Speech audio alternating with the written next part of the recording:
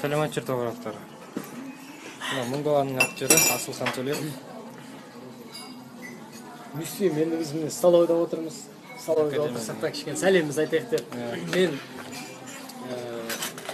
Жәнібек қатты сыйлаймын. Өйткені мен Жәнібек келмей тұрып та Торғай қаласы жайлы көп естіген болатын. Өйткені мен ағам Торғайда болатын.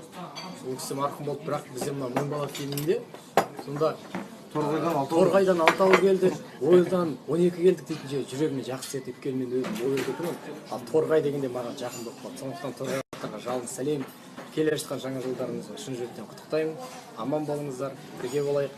Жазда біздер мың баланың актерлары барлығы сіздерге жазға келеді. Алла қаласа. Алла қаласа, иә. Жәнібек, саған да сәлем. Бүткіл ата-аналарыңызға жалынды сәлем. Жаңа жыл құтты болсын. Жаңа жыл құтты болсын, жаңа жыл құтты болсын. Мерей Маханов, режиссер, Көктарландарында.